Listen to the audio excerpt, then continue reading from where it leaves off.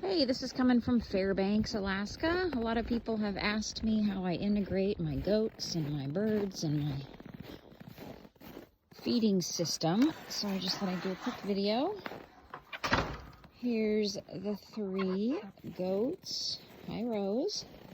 They've got this little porch. Here's their hay. Hi, sweet girl. This is a feeder I made recently to give the chickens and goose and ducks some feed. It's just got little holes in it. A couple bigger ones so the goose can get her head in there. A little lid on some hinges.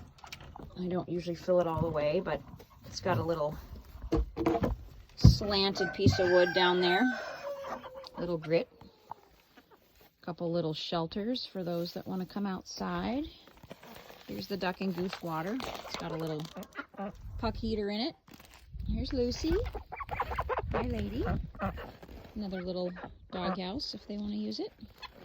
The chickens can come and go in the back here through this little ramp. Got a little pop door. I shut it at night, but during the day they make the choice. This is a goat door that when it's really cold, I let them in, but when it's not, I lock it shut. Another door here under the porch. I don't use it too often. I thought I would, but just didn't quite have the right space. This is my garden over here. Shut that in the summertime. Here's my main door. And then here is the little mansion for all these ladies. I have 30 chickens. I use a mixture of wood pellets and sawdust on the floor.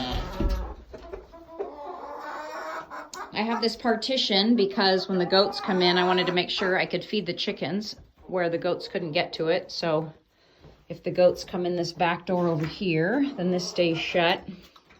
The chickens can come in and out of that small door, and then I move this blue feeder back into here. This is where the ladies roost at night. I catch about 90% of the poop from the nighttime. They roost either on the top of the enclosure. Most of them like it up there. Maybe 10 or so take to these roosts down here. Nesting boxes are usually just simple milk crates. They like those. I've got an infrared heater here for the really cold snaps. I love this little gauge here. It tells me it's 28 degrees in here now, and I have this heater set to come on at 25 degrees and turn back off at 27 degrees. I can adjust that however I want. I've got a couple little birds and some silkies that I don't think thrive in super cold temps like the other birds. Got a fan up here that can also be set to come on and off automatically, but in the wintertime it would make it way too cold to turn on, so I just keep the vent flaps open. And then a couple more nesting boxes. I really like this feeder. They don't tend to waste the food too much. I have another little feeder over here. This is the best water I've ever had. Holds 5 gallons. I've got that just sitting on a little heater. And what's awesome about this is you take this little plug off when you want to fill it. You put it down on that spout, and then if you drain just this little tray outside, you can carry the water around without sloshing any. So I take it inside, unscrew the lid, fill it up, put the lid back on, and I can carry it around without any water coming out until I get in the coop, and then I take the plug off and put it back up here as its little storing area. I keep all my feed in here so I can scoop and refill feed easily. That's Fred's feed from Big Lake, S Valley Farm.